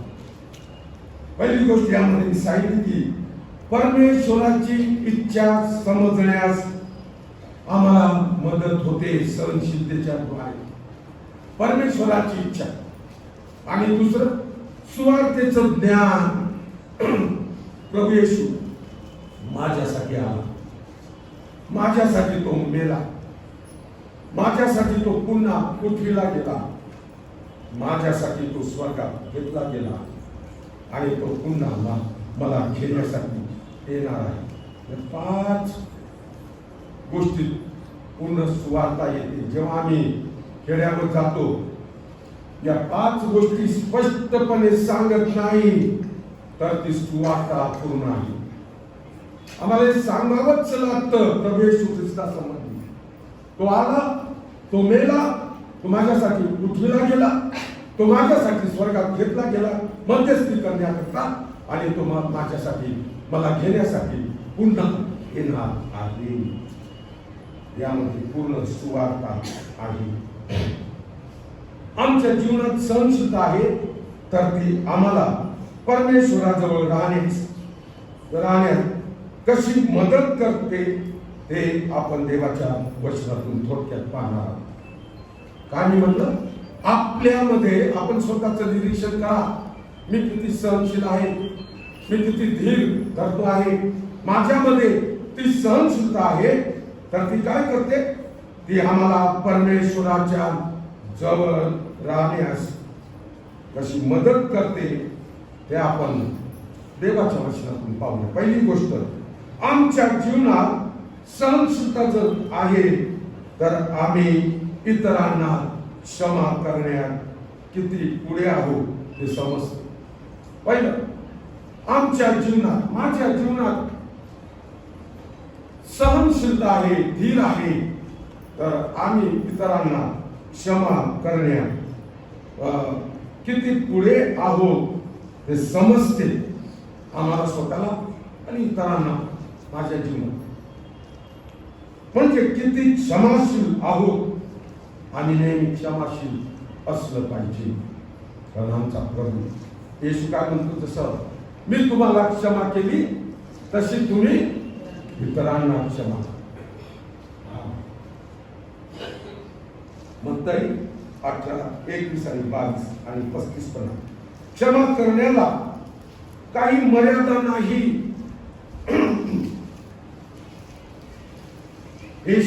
शिष्याने येशूला विचारलं, आम्ही कितीदा क्षमा केली पाहिजे. येशूने सरळ उत्तर दिलं, 7 वेळा. आम्ही किती प्रार्थनेमध्ये मागायला पाहिजे. येशूने काय उत्तर दिलं, तुम्हाला उत्तर मिळेपर्यंत मागा. तुम्हाला एक गोष्ट तुम्ही मागत आहात प्रभूकडे, 1 वर्ष झालं, 2 वर्ष झालं, मी 11 वर्ष झाले गोष्ट मागते प्रभूकडे. माहित नाही मी मरून गेल्यानंतरही कदाचित मिळणार, पण प्रभूने सांगितलेलं आहे उत्तर मिळेपर्यंत मागा. आणि क्षमाशीलता पण, क्षमा करा एकमेकांना. प्रेषित 7 आणि 60वे वचन स्टेफनस गर्दीमध्ये दगडाचा मार खात होता. पालसाहेबांनी एक उदाहरण दिलं. पूर्वी ज्यांना दगडमार होत होता त्यांना खड्डा खोदत होते आणि कमरेपर्यंत असं गाडत होते, कमरेपर्यंत इतकं पूर्ण माती, त्याला हात पण वर करता येत नव्हता आणि मग दगडमार होत होता. तो किती वाचवेल? वाचवायला गेला तर तो हात जर मोकळे असते तर असं केलं असतं. असा दगडमार स्टेफनसने येशूसाठी सहन केला. अशी शिक्षा होत होती या काळामध्ये. शब्दात दिवस देखील जर मोडला ही शिक्षा होत होती. त्याला दगडमार करा, त्याला बाहेर घेऊन जा आणि दगडमार करा. एक बाई काटक्या गोळा करून मोळी डोक्यावर आणत होती. तिची त्यावेळेला तिचा न्याय केला, तिला दगडमार करण्यात. आम्ही तर किती असे शब्दात चुकतो. आज काय नाही, त्याचं प्रतिफळ किंवा त्याचा परिणाम आम्हाला नंतर पाहायला मिळणार आहे. आणि म्हणून हे इतका दगडमार होत असतानाही स्टेफन, जे दगडमार करणारे लोक होते त्यांच्यासाठी प्रार्थना करतो, प्रभू हे पाप त्यांच्या काही मोजून होतो, त्यांना क्षमा कर. येशूने पण बदस्तंभावरून क्षमा केली आणि पण एकमेकांना क्षमा केली पाहिजे. आणि हेच करू शकते ज्यांच्यामध्ये ही सहनशीलता आहे, प्रभूची. पण स्टेफनस धीराने हा दगडमार सहन करीत राहिला. त्याच धैर्यामध्ये तो अशा स्थितीपर्यंत आला की आपल्या प्रभूसाठी दगडमार सहन करणे तो योग्य समजला. आपल्या प्रभूसाठी दगडमार सहन करणे तो योग्य समजला. या स्थितीपर्यंत तो आला, सहन करीत आणि त्याने ठरवलं की आपल्या प्रभूसाठी मी दगडमार सहन करणार. तो त्याने योग्य समजला प्रभूसाठी दगडमार सहन. आणि आपल्या शत्रूंसाठी तो क्षमेची प्रार्थना करू शकला. सर्वांच्याच तोंड निवडणार नाही, सर्वांच्याच बाबतीत असं करणार नाही. पण स्टेफन या स्थितीपर्यंत आला की त्याला जाणून झाली की मी माझ्या प्रभूसाठी दगडमार सहन केला पाहिजे. आणि त्याच वेळी या जे दगडमार करणारे लोक आहेत त्यांच्यासाठी मी क्षमेची प्रार्थना पण केली पाहिजे. आणि म्हणून त्याने क्षमेची प्रार्थना केली. पाऊल पण छळ सहन करून इतका पक्का झाला होता. त्याने पण पहिलं तर खूप छळ केला त्याने ख्रिस्ती लोकांचा. पण जेव्हा त्याचं परिवर्तन झालं दिनष्काच्या वाटेवर, प्रभू त्याला भेटला, इतका तो छळ सहन करण्यामध्ये पक्का झाला होता की आपला छळ करणारे आणि विश्वासघात करणाऱ्यांसाठी तो देवाजवळ क्षमा याचना करतो आहे. तो देवाजवळ क्षमा याचना करतो आहे. मला वाचायला पाहिजे तर 2 तिमोथी 4:16 आपण वाचून घेऊ. काही सेकंद लागेल आपल्याला. 2 तिमोथी 4:16 काय म्हणतो संत पाऊल? माझ्या पहिल्या जबाबाच्या वेळेस माझ्या बाजूस कोणी नव्हता. सर्वांनी मला सोडिले होते. याबद्दल त्यांचा हिशेब घेण्यात न येऊ. स्पष्ट लिहितो, तो अनुभव सांगतो. माझ्या पहिल्या जबाबाच्या वेळेस माझ्या बाजूस कोणी नव्हता. सर्वांनी मला सोडले होते. याबद्दल त्यांचा हिशोब घेण्यात न येऊ. एक प्रार्थना त्यांच्यासाठी. आणि म्हणून आपण पहिली गोष्ट पाहिली की सहनशीलतेच्या द्वारे आमच्यामध्ये क्षमाशीलता निर्माण होते. दुसरी गोष्ट, आमच्या ख्रिस्ती जीवनात सहनशीलता आहे. जर आहे तर आमचा देवावर किती भरोसा आहे हे आम्हाला समजतं. इतरांना पहिलं सहनशीलता जर आमच्या जीवनात आहे, क्षमाशीलता आमच्या जीवनात येते. जर आमच्या जीवनात सहनशीलता आहे तर आमच्या जीवनात देवावरचा भरोसा आमच्या जीवनात निर्माण होतो. आम्ही देवावर भरोसा ठेवू लागतो, ठेवायला सुरुवात करतो. मग लहान लहान गोष्टीसाठी पण आम्ही देवावर भरोसा ठेवतो. किती किती लहान बाटली उचलताना करतो का, गॅस पेटवताना काय नाही वाटत आम्हाला. ते रेग्युलेटर काय म्हणतात त्याला, लायटर, ते पेटवतं म्हणून. अहो पण लायटरने पेटवता पेटवता स्फोट झाला तर का नाही आम्ही सहाय्य मागावं प्रभूचं? मी मागतो, तो पेटवून सांगत आहे. एक खांडा मला पाणी जेव्हा येतं तेव्हा खालून उचलून वर ठेवावा लागतो. मी अगदी वर ठेवेपर्यंत मी प्रार्थना करतो, प्रभू मला सहाय्य, मला सहाय्य. माझं मन कसा काय हरकत आहे आमच्या प्रभू समोर इतकं नम्र होऊन त्याला विनंती करण्यात. अहो तो आम्हाला अगदी इतका तो आतुर होतो लहान लहान गोष्टीसाठी, पण तो आम्हाला मदत करतो. मग आणि आम्ही त्याच्यावर अवलंबून राहायला शिकतो लहान लहान गोष्टीसाठी पण. आणि म्हणून आपण आपल्यामध्ये जर सहनशीलता आहे तर आमचा देवावर भरोसा ठेवण्यासाठी आम्ही तयार होतो. इतर लोक आमच्या जीवनातून ते पाहतात, देवावर किती अवलंबून आहोत ते आम्हाला पण समजतं लहान लहान गोष्टी. आमचं जग, आजचं जग हे स्पर्धाचं जग आहे, स्पर्धेचं जग आहे.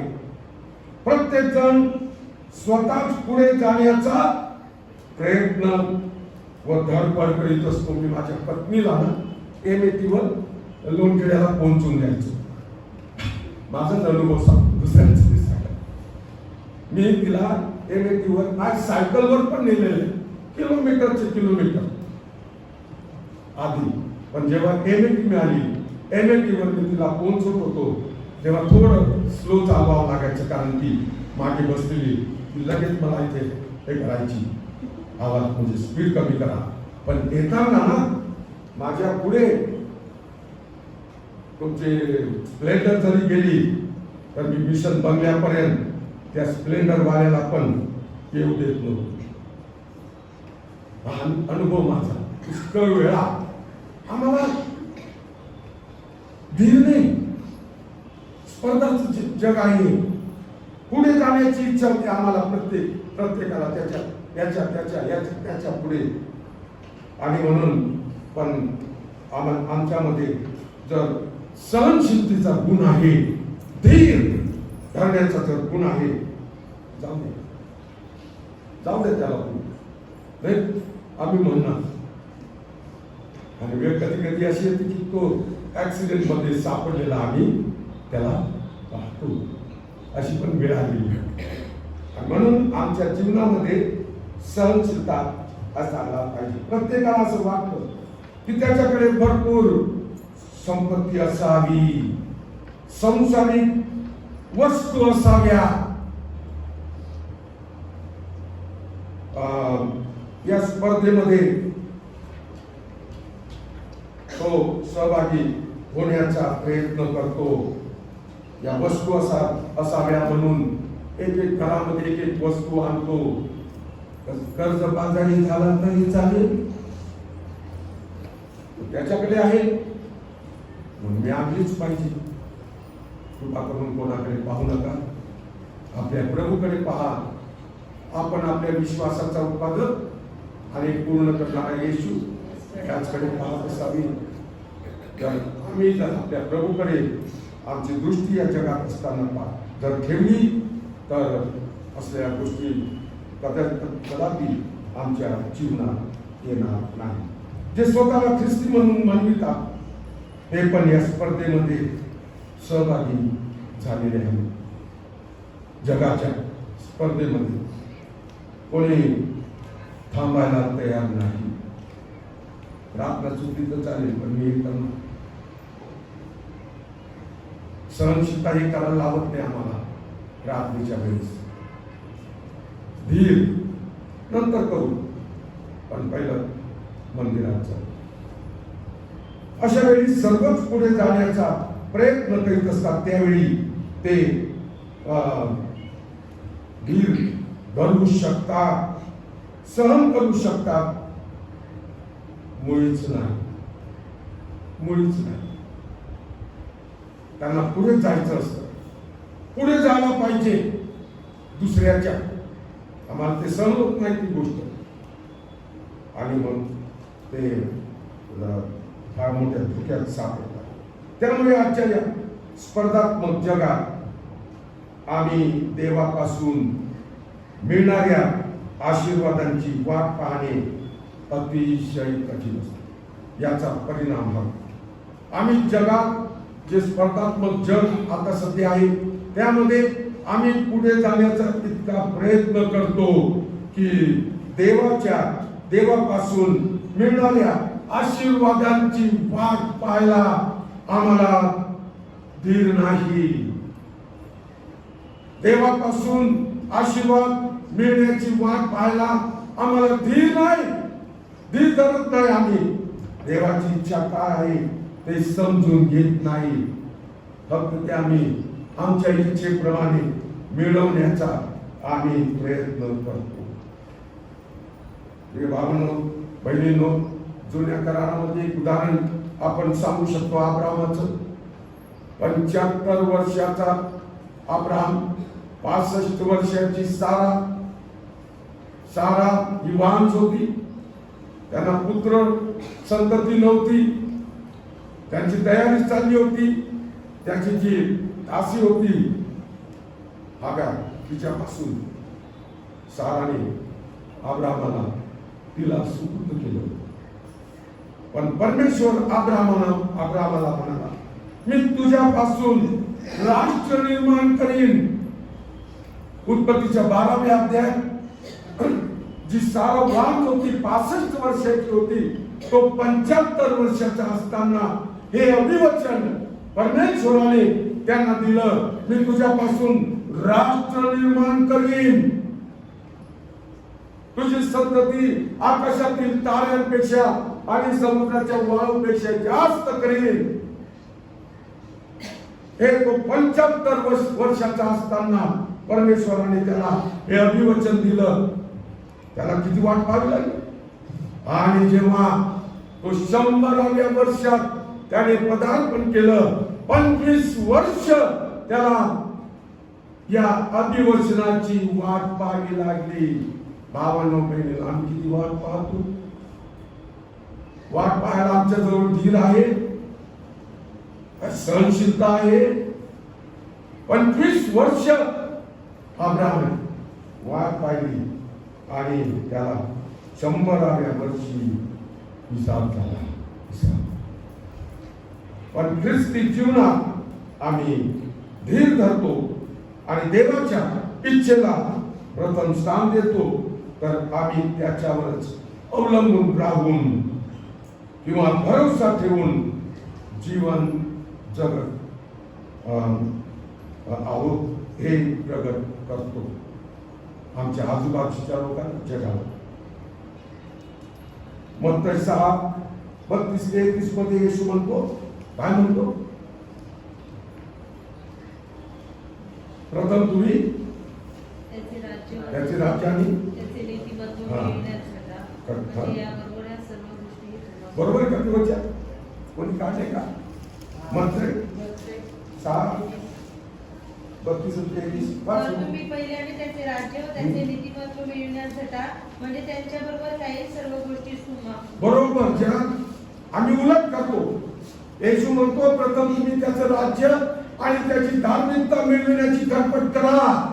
आम्हाला ते मिळवण्यासाठी खटपट करायला लावलेले, त्या जटिल गोष्टी मिळवण्यासाठी खटपट करायला लावले नाही. मग त्यासोबत त्या सर्व तुम्हाला मिळतील. पहिलं त्याला अभ्यास करा, पहिलं त्याला आपल्या जीवनात अंगीकारा, त्याचा स्वीकार करा, त्याच्यावर विश्वास ठेवा, त्याच्यावर भरोसा ठेवा, धीर धरा. मग ज्या काही तुम्हाला गोष्टी पाहिजे आहेत त्या सर्व येशू त्याच्या वेळेनुसार पुरवणार आहे. पण आम्ही उलट करतो. ज्या येशू देणार आहे त्या आम्ही मिळवण्याचा प्रयत्न करतो, आणि जे आम्ही मिळवण्याचा प्रयत्न केला पाहिजे ते आम्ही मिळवत नाही. हे भावांनो बहिणींनो, या वचनाप्रमाणे आमची स्थिती आहे ना? मत्ती 7:11 मध्ये येशू म्हणतो, काय म्हणतो? परमेश्वराला आमच्या गरजा माहित नाही.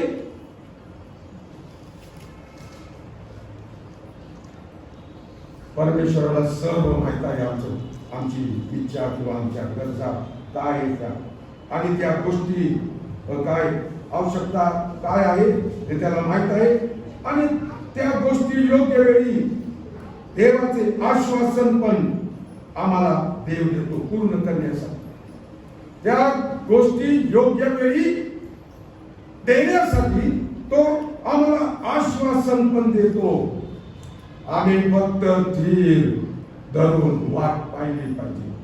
येशू एक गोष्ट जर आम्ही मागतो प्रार्थना करताना, तर येशू 3 प्रकारे उत्तर देतो. पहिला आहे वाट पहा. दुसरी गोष्ट आहे हो, होय तिसरे नाही नाही आणि आणि वाट. वाट पहा. 3 प्रकार आम्ही धीर धरला पाहिजे. कोणती गोष्ट मागण्याच्या आधी आम्ही धीर धरून करतो तर देव आम्हाला दिल्याशिवाय राहणार. इर्मया 29:11 वाचत. इर्मया 29:11.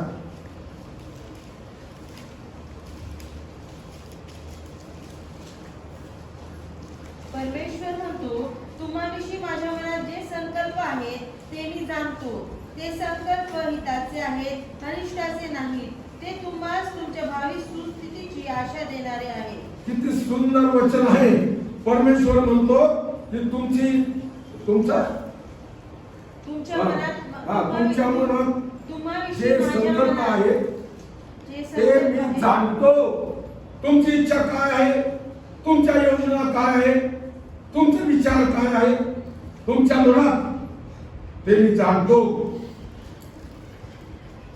ते संकल्प हिताचे आहेत, अनिष्टाचे नाही.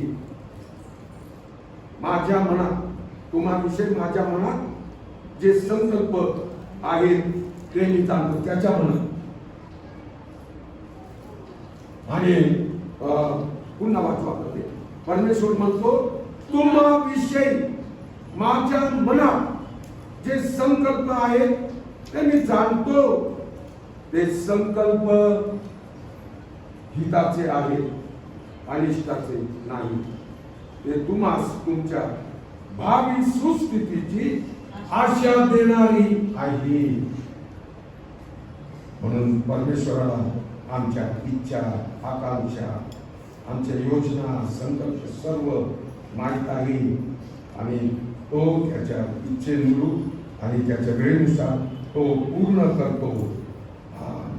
त्याचप्रमाणे याकोब 5:11 मध्ये याकोब लिहितो, पुष्कळ दुःख सहन करावे लागले तरी ते देवाशी विश्वासू राहिले देवाच्या लोकांना, प्रेषितांना पुष्कळ दुःख सहन करावं लागलं, तरी ते देवाशी विश्वासू राहिले, म्हणून ते आता कितीतरी सुखात आहे. आहे का ते बरोबर? वाचा काय? याकोब 5:11. पहा, ज्यांनी सहन केले त्यांना आपण धन्य म्हणतो. तुम्ही योबाच्या धीराविषयी ऐकले आहे आणि त्याच्याविषयीचा प्रभूचा जो हेतू होता तो तुम्ही पाहिला आहे. यावरून प्रभू फार कनवाळू व दयाळू आहे हे तुम्हाला दिसून आले. किती सुंदर ते वचन आहे. याकोब 5:11. ज्यांनी पहा, ज्यांनी सहन केले, सहनशीलता ज्यांनी सहन केले त्यांना सहन केले त्यांना आपण धन्य म्हणतो. त्यांनी योगाचं उदाहरण दिलं. किती भयंकर त्याचं नुकसान झालं. सैतान गेला परमेश्वराकडे. परमेश्वराने त्याला विचारलं, तू कुठून आलास? सैतान म्हणतो, मी पृथ्वीवरून इकडून तिकडून हिंडून फिरून आलो आहे. परमेश्वर त्याला म्हणतो, माझा सेवक इयोब याच्याकडे तुझं लक्ष गेलं काय? सैतान म्हणतो, अरे परमेश्वरा, तू त्याच्या आजूबाजूला संरक्षणाचं कड घातलेलं आहे, म्हणून तो तुझ्या तोंडावर देव देव करतो. ते काढून तर पहा, तो तुझ्या तोंडावर शिव्या देईल. परमेश्वर म्हणतो, त्याचं सर्वस्व मी तुझ्या हातात देतो, मात्र त्याचा जीव तू घेऊ शकतो. सर्वस्व गेलं हो. 7,000 मेंढर, 3,000 उंट, गावांच्या 500 जोड्या आणि बैलांच्या 500 जोड्या आणि 500 गाई. त्या काळात ही संपत्ती होती लोकांना. सर्व गेलं. शेताचं उभं पीक गेलं. 7 पुत्र 3 कन्या गेल्या, मरण पावल्या. तरी असं लिहिलेलं आहे, इयोबाच्या तोंडातून भ्रष्ट शब्द निघाला. भ्रष्ट शब्द निघाला. इयोब म्हणतो, परमेश्वराने दिले आणि परमेश्वराने नेले, धन्य त्याचे नाव. त्याची बायको म्हणते, अरे देव देव काय करीत बसला आहे? देव देवाला शिव्या आणि म्हणून जा. असली बायको नको कोणा पुरुषाला.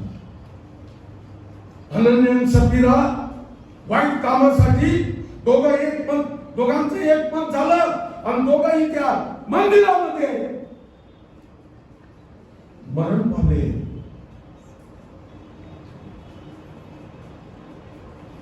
देव देवाला शिव्या आणि मरून जा. बायको सांगते, माझ्या बसा प्रसंगाला माझं उदाहरण सांगतो. एकाने मला मोठा दगड मारला तिथेच.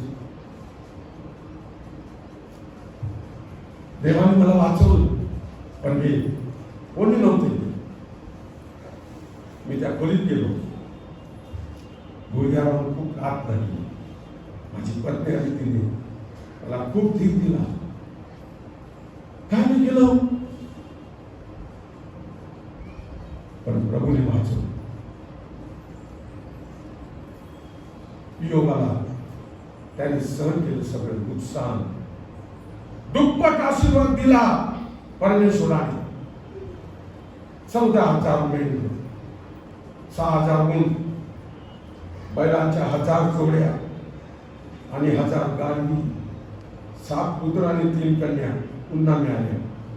सर्व लोक त्याच्याकडे येऊ लागले. ज्याच्याकडे पैसा आहे ना, त्याच्याकडे लोक येतात आणि सर्व आनंद झाला. याचं कारण की इयोब सहनशीलता, इयोबामध्ये ही सहनशीलता होती. आणि तिसरी शेवटची गोष्ट, फक्त 5 मिनिटात मी घेतो, फक्त 5 मिनिटात. तिसरी गोष्ट, पहिली गोष्ट आम्ही पाहिली की सहनशीलता, क्षमाशीलता. दुसरी गोष्ट सहनशीलता आणि देवावरचा भरोसा. जितकी सहनशीलता आमच्यामध्ये वाढेल तितका देवावरचा भरोसा वाढेल तितका विश्वास वाढेल. तिसरी गोष्ट, सहनशीलता ठेवल्याने आम्ही येशूचे शिष्य म्हणून गणलो जातो, पक्के होतो. पक्के. ख्रिस्ती जीवनात धीर धरण्याने, सहनशीलता ठेवल्याने आम्ही येशूचे शिष्य म्हणून गणले जातो. सोपं नाही. हे बाबांवडील आमच्या सेवकांसाठी पण सोपं नाही. कॉलिंग पाहिजे, पाचारण. येशूचं पाचारण असेल तर तो कोणत्याही परिस्थितीमध्ये तो सेवक गेला तरी तो शेवटपर्यंत आपल्या सेवेतच राहील. पाचारण. आणि कशासाठी पाचारण ते स्पष्ट कळलं पाहिजे. त्याची खात्री असायला पाहिजे. दोनच वचन मी सेवकांना या विषयी सांगत असतो. आणि पहिलं वचन आहे योहान 17 मध्ये येशूने प्रार्थना केली. बस एवढं सांगून मी बंद करणार. जास्त बोलण्याची मला गरज खूप आहे त्याच्यावर, पण माझ्याकडे वचन पण आहे. पण एवढं मी सांगून, कारण आमच्या इथे आपले फक्त आम्ही दोघं सेवक आहोत म्हणून सेवकाच्या मीटिंग मध्ये सांगायला पाहिजे. येशू योहान 17 मध्ये आपल्या पित्याला प्रार्थना करतो. 3 शास्त्र भाग आहे. पहिला शास्त्र भाग आहे तो स्वतःसाठी प्रार्थना करतो. दुसरा शास्त्र भाग आहे तो आपल्या शिष्यांसाठी प्रार्थना करतो. आणि तिसऱ्या शास्त्र भागात तुमच्या माझ्यासाठी जे त्याच्यावर विश्वास ठेवणारे, भविष्यात येणार विश्वास ठेवणारे, त्या तुमच्या माझ्यासाठी देखील येशूने गेत्सेमनी बागेमध्ये प्रार्थना केली. लक्षात ठेवा भावांनो, बहिणींनो. पण जेव्हा तो शिष्यांसाठी प्रार्थना करतो तेव्हा तो म्हणतो, पित्या तुझे माझ्या स्वाधीन केले. काय मोठा जमाव नाही. 15-20 विश्वासणाऱ्यांची मंडळी देखील महत्वाची आहे देवाच्या दृष्टीने. आणि 200 लोकांची मंडळी पण त्याच्या दृष्टीने फार महत्वाची आहे. पण कॉलिंग पाहिजे आम्हाला. 15 लोकांवर पण मी सेवा केली. वाटशेप्यामध्ये 13 किलोमीटर सायकलवर जाऊन मी सेवा केली तिथे. लहान लहान मंडळी आम्हाला खास धडगावमध्ये मी किती वेळा गेलो. कुंडलवर, तोरणमाळ. मोठी मंडळी पाहिजे तुम्हाला, त्याचं पाचारण आहे. पित्या तुझे माझ्या स्वाधीन केले. मोठी मंडळी पाहिजे, मोठी जबाबदारी वाटते त्या सेवकाची. त्या सेवकाने लक्षात ठेवावं, तितकी मोठी जबाबदारी त्याची वाटते. 200 लोक तितकी जबाबदारी, 400 तितकी जबाबदारी. बघा कशी. तो काय म्हणतो, तुझे माझ्या स्वाधीन केले. त्यांना मी एका नाशाच्या पुत्राशिवाय राखून ठेवलं, म्हणजे सांभाळून ठेवलं. 12 मध्ये पण एक नाशाचा पुत्र होता. आमच्या मंडळीतील 50 नाशाचे पुत्र झाले तर काय. देवाचं वचन सांगतं. आम्ही तर त्यांच्यासाठी प्रार्थना करणार आहोत. प्रभूकडे येणं त्यांच्या हातात आहे. वळणं प्रभूकडे वळणं त्या विश्वास करण्याच्या हातात आहे. ती गोष्ट आम्ही प्रार्थना करणार आहोत, त्यांच्यासाठी करतो आहोत. मंदिरात येणं त्यांच्या हातात आहे. म्हणून सेवकाने लक्षात ठेवावं, मला किती लोकांसाठी पाचारण केले, किती लोकांच्या मंडळीसाठी. येशू आमची निवड करतो त्यासाठी मी नाही, सेवक नाही. दुसरं वचन आहे योहान 15:16. तिथे येशू आपल्या शिष्यांनाच म्हणतो, तुम्ही मला निवडलं नाही तर मी तुम्हाला निवडलं आहे. पहिली गोष्ट, येशू आमची निवड करतो, फक्त सेवकाची, विश्वासणाऱ्याची देखील, तुमची पण. तुम्ही येऊन बसावं म्हणून देखील येशूने तुमची निवड केलेली आहे. स्तोत्र 65 मध्ये तुझ्या अंगणात राहण्यासाठी ज्यांना तू निवडून घेतोस.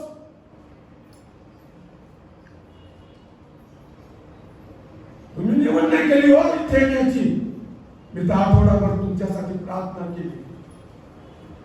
आज सकाळी बनवतो प्रभू त्यांना.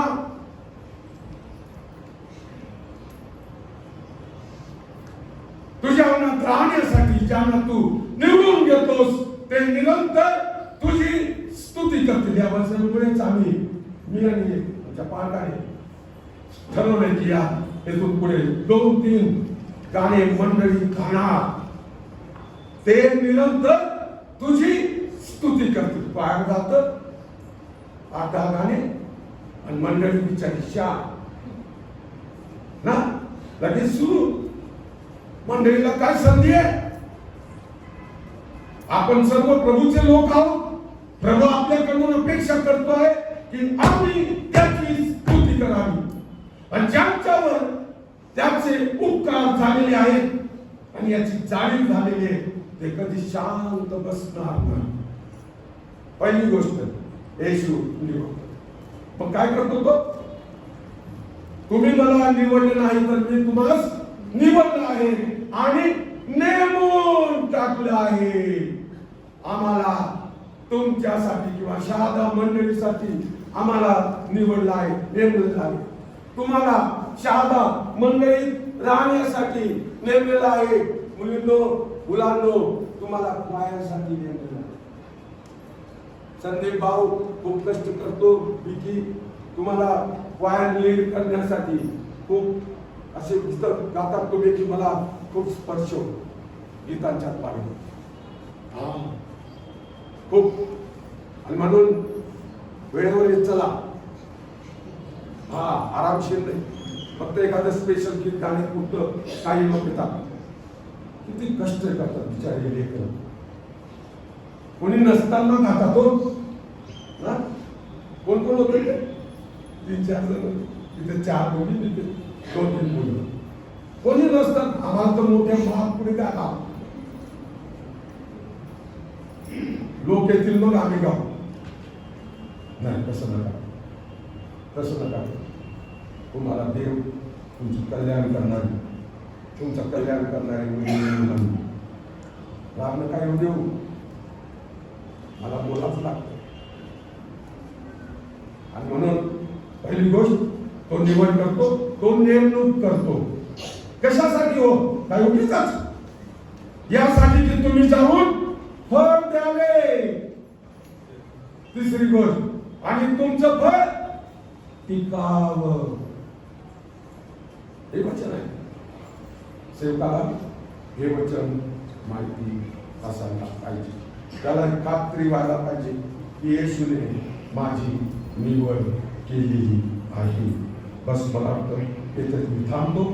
सहनशीलता. इथे काय? क्षमाशीलता. सहनशीलता आमच्या जीवनात येणार, क्षमाशीलता पण येणार. दुसरी गोष्ट सहनशीलता आणि देवावरचा भरोसा वाढत जाणार.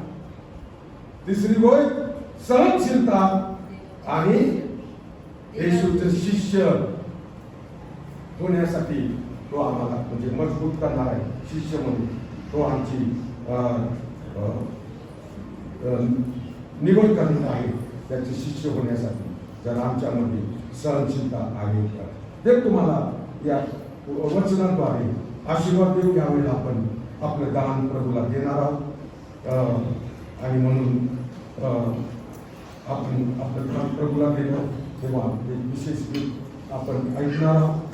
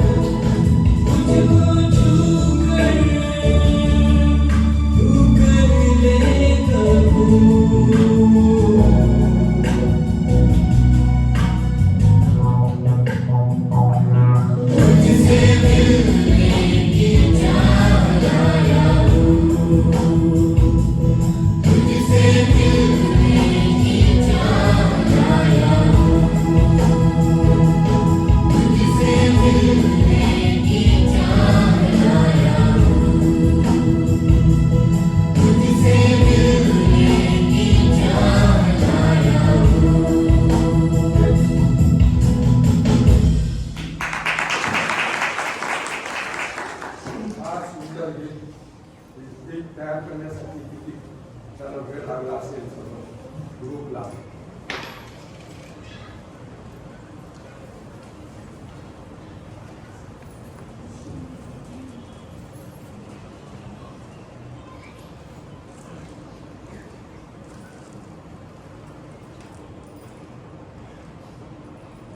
या दानावर आपण आशीर्वाद मागूया आणि मंडळीचे सेक्रेटरी पुढे येतील आणि थोडक्यात दानावर आशीर्वाद मागतील. याच्या आशीर्वादासाठी धन्यवाद.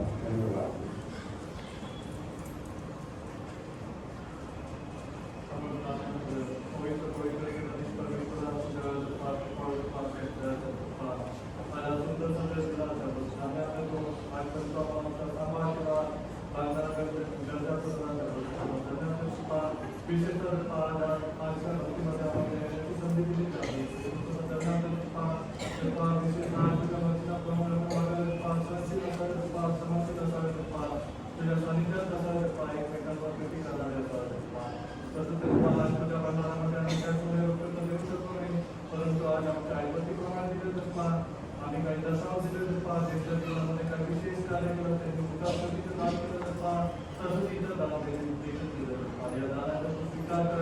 या दानावर तुला आशीर्वाद असू या दानाचा दानची प्रार्थना आपण सर्वजण उभं राहूया आणि प्रभूशी पुढे प्रार्थना म्हणून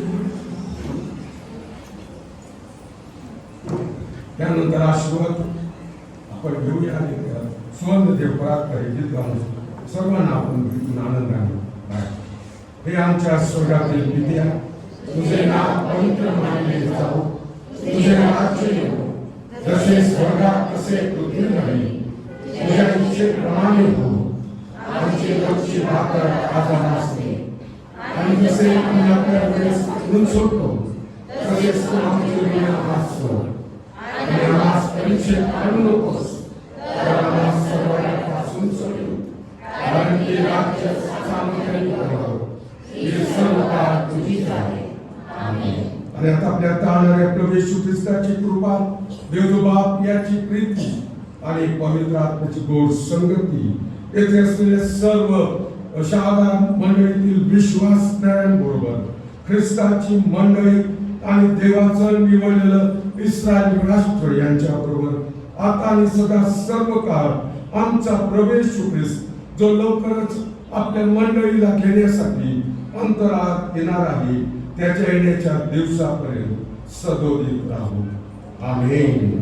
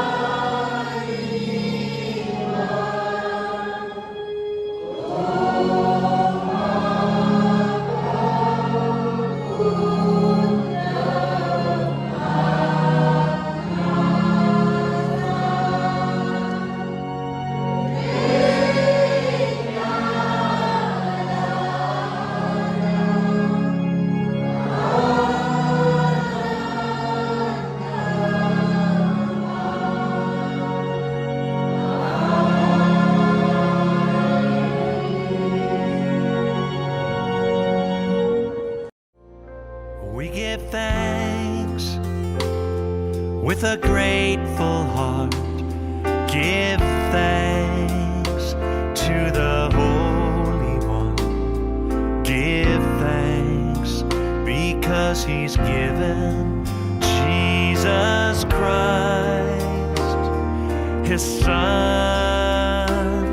Give thanks with a grateful heart. Give